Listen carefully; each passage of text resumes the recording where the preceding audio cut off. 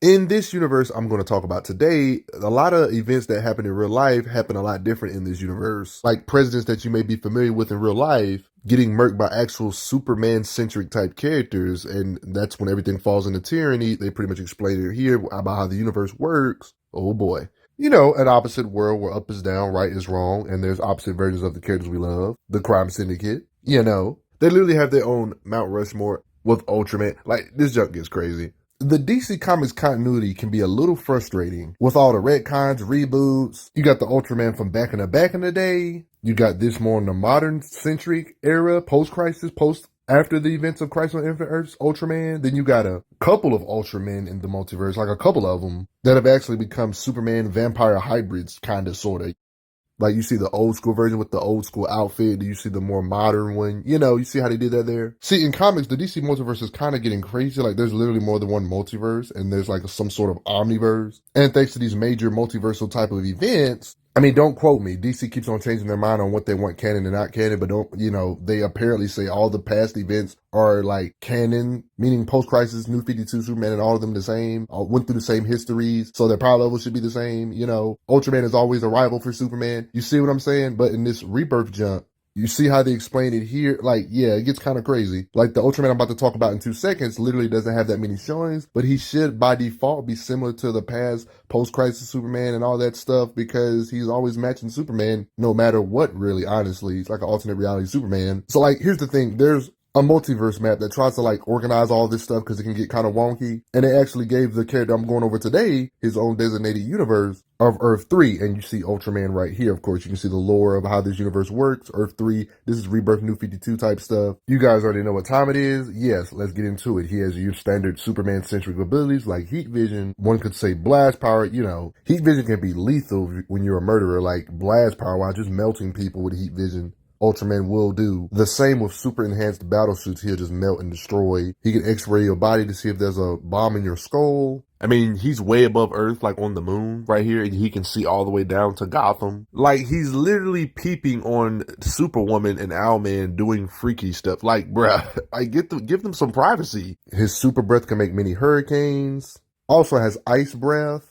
He has super hearing, of course, or one could say ultra hearing, how you can hear that she was pregnant, hearing a heartbeat. You see him doing like wrestling holds like a full Nelson to other super beings he has to fight. You know, he can do the standard stuff like float. You can literally see it happening here. He's a part of this crime organization syndicate. He's strong enough to slugfest it and take attacks from beings that are similar to him in strength, like other Kryptonian tiers and such. So he can punch hard. One thing that makes him vastly different from the standard Superman is that Kryptonite usually hurts or almost kills the main Superman, but Kryptonite actually powers him up here. Like, he can literally get powered up from Kryptonite by literally eating it like sustenance. Like, this being right here tried to shoot him with Kryptonite, and he literally said, "Oh, thanks."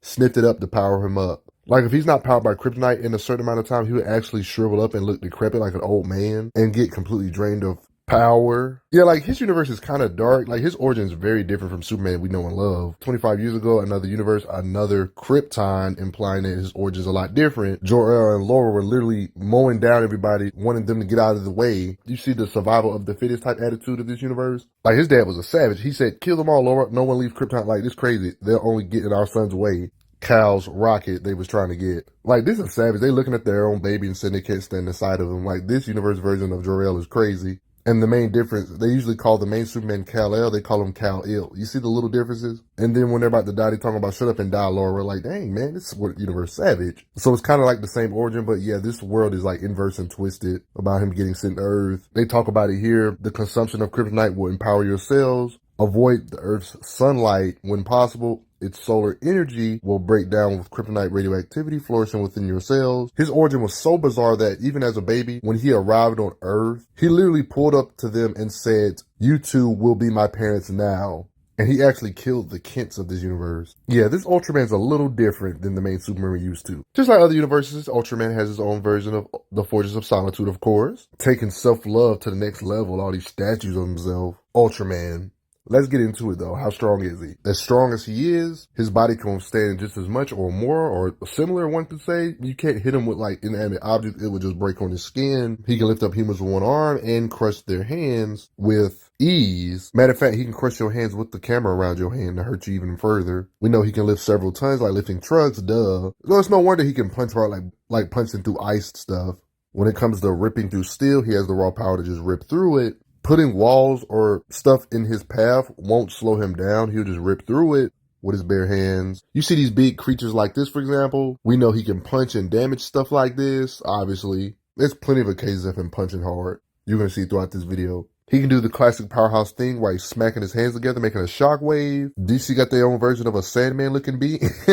Ultraman can punch, laser vision, and just shatter such beings with his punching power. Y'all remember when conveniently Batman apparently knew magic to where he can summon his own battle suit, apparently? We've actually seen Ultraman use his punching power to punch a piece of this off. Something that's probably thousands of tons or hundreds of thousands of tons. Starro of this universe. Earth 3, his tentacles literally look like they're bigger than actual buildings. And you guessed it, Ultraman is implied he can lift up building-sized beings. It's proven he can lift over 100 or even thousands or even hundreds of thousands of tons. We've seen him actually lift up entire buildings. This proves he can lift over hundreds of thousands of tons. You could basically put a cruise ship on his back and he would still technically be able to lift it up. When it comes to planetoid type structures, Ultraman, this is something Superman type people do all the time, so it's no wonder he can do this. We literally seen Ultraman push to the moon to make an eclipse. You got this comic right here that shows another perspective on how he actually literally moved the moon itself. So yeah, he really moved it to make an eclipse and then flew away afterwards. This proves that Ultraman can literally move planetoids. What do you think his punches feel like? Like, yeah, this isn't canon. This is just a cover image. But when you see images like this of him holding planets, like, this is a nice symbolic way of saying, yeah, he can do Superman type stuff, like moving planets. Like, it's just common knowledge. We literally see him slugfested with a being and they land on the moon and make a big crater. Like, all this impact. Like, you literally see in this angle of the moon having a huge crater on it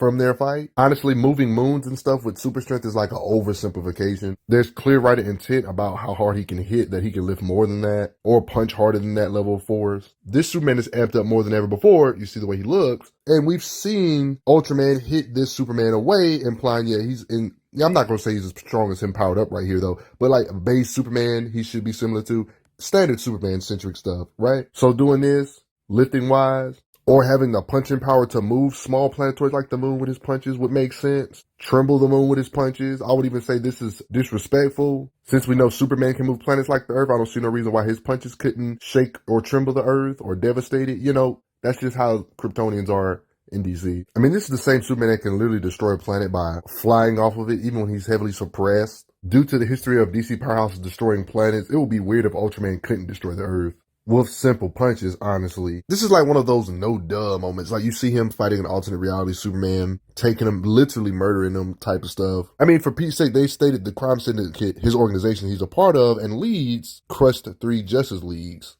a plural with an S. We've seen him punch other Kryptonian tiers like Superman of the Rebirth era's son, John. His body can withstand his blast power attacks from him to show he can damage him back with his own blast and even punches, drawing blood from him. Even though John has this super ability to use electricity with his punches, he gets hit and damages Ultraman. And Ultraman can still get back up after this and have him on the ropes. We've even seen him fight African-American Superman, and that's a lot of blood. President Superman. Like, these two were battling for a minute. Neither of them seemed to yield, honestly. Ultraman holding his own.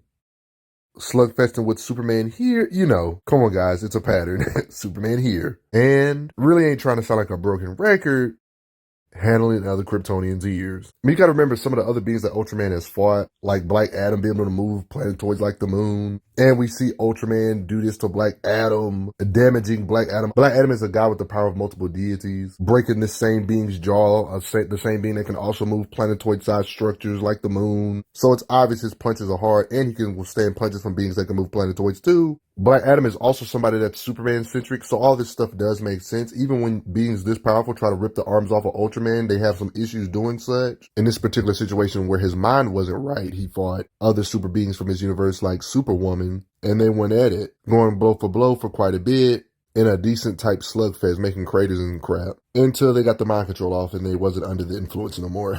Other Kryptonian tiers like Ultra Girl, proving he can slugfest with beings on his tier. Superboy tiers, along with a load of other super beings he can fight all at the same time. We've seen him pull up on Lanterns, who are powerhouses in their own right, like Sinestro.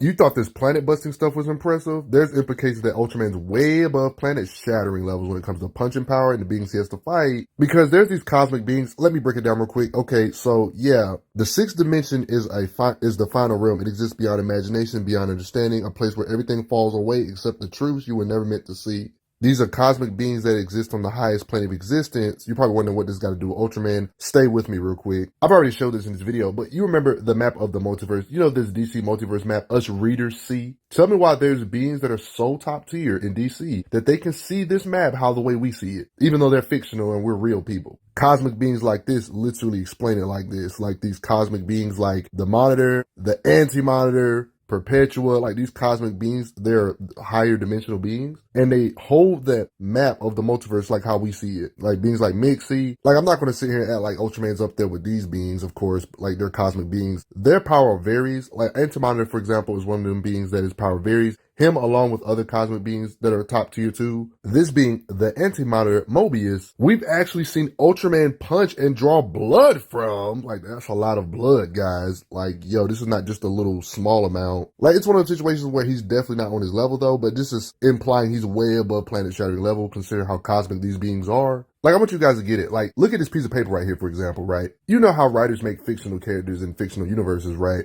But check this out. We look up to these fictional characters or heroes, but realistically speaking, no matter how strong these fictional characters get, they technically still can't actually physically hurt us because they're fake and we're real. Despite how powerful they are, no matter how strong they get, they will never actually be able to hurt actual real people. That's what these cosmic beings are kind of like. In a way, this is kind of how Monitor and the cosmic beings are compared to other fictional characters, even though they're also fictional. So it's kind of crazy that other fictional characters look down on fictional characters like they're just lower, lesser beings. And Ultraman was able to do this to such a being. Like, yeah, his power varies, and he more than likely wasn't at his full power here, but this is still retarded. Doing this feat alone is way more impressive than any planet-busting feat, any star-shattering feat, any galaxy-destroying feat. All those feats are nothing compared to drawing blood from a being this powerful. But I want to make it extremely clear. I'm not saying he's up there with, like, the cosmic beings, but for him to do that for 2 seconds is insanity. These are the type of cosmic beings where you can't really retcon because they exist outside of space and time type of thing. This is basically an immeasurable strength feat, really, when it comes to his punching power. For all we know, this could have been galaxy trembling, or the weight, his fist probably had the weight of a whole bunch of galaxies falling on your face. Or one could say one of his punches had the raw force of an entire cosmos or universe falling on your face, punching Anti-Monitor like this. Even though his powers are a lot different than Superman, but remember that Kryptonians like Superman have shown to actually be able to bridge the gap to reach cosmic tier level just by sun dipping enough.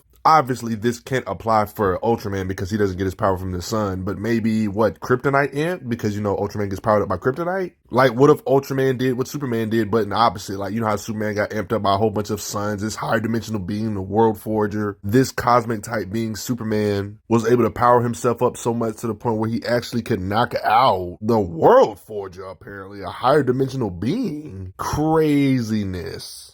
I'm not saying this is 100% Bible, but there's a theory one could theorize. This is a pure theory, guys, so don't jump on my neck. There's a theory that Ultraman could possibly jump to cosmic being levels like how Superman did if he's just had a buffet of kryptonite to eat. Oh, I don't know. That would be kind of crazy considering that these cosmic beings like the World Forger look at the multiverse like a plaything, really. What do you think about this theory, though? You think if he was kryptonite amped enough, he would be able to pull off some cosmic being level feats? Like, you know how these cosmic beings make universes look small to their bodies? What do you think? I mean, he is a version of Superman. Superman does impossible stuff, you know? I mean, he has to be fast. He's a Superman-ish type centric character. We don't have no exact time frame on how fast he did this, but he literally flew up there, like off the Earth. If we assume that their universe version of Earth and the Moon are the same distance as ours, he flew to a place like the Moon that quickly to make an eclipse with speed. It's occasions like this that could imply light speed, flight speed, you know, no exact math to it, but he should be faster than light. That's standard stuff in DC. I mean, you got examples like this of how he can make craters just by flying into it with his super speed. So one could say him just flying at fast speeds, it can help him hit hard. Everybody, I hope you guys enjoyed. Do you respect Ultraman yet? I mean, if you respect Superman, you have to pretty much respect him by default, even if he's a butthole. I mean, he is a Superman type character. He can move small planetoids like the Moon. He can move the Earth with his punches or just pushing it with his raw physical strength lifting power. power, or even planets much larger than Earth, he could easily tremble, blow up, blah, blah, blah. Superman-centric stuff. This type of stuff is light work. When you just think about how small our solar system is compared to the entire galaxy, and these type of Superman level characters be having to fight beings that can level multiple galaxies over and over again, it's kind of hard to fathom or imagine beings that can literally quake the cosmos themselves or quake the universe. Ultraman is one of those such beings. But what do you guys think? Do you respect Ultraman? Hope you guys enjoyed this video. I want to hear your opinions. How hard do you think he can punch? What do you think is the biggest thing he could delete with his punches? What do you think his punches feel like? Do you think his punches feel like a whole bunch of galaxies falling on your face? Stars?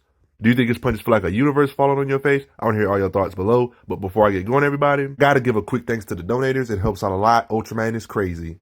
I'm glad you are enjoying your time on the channel. Make sure you check out the playlist on the channel to see other How Strong videos. If you like what this channel is offering, make sure you hit that subscribe button, and I will see you guys later.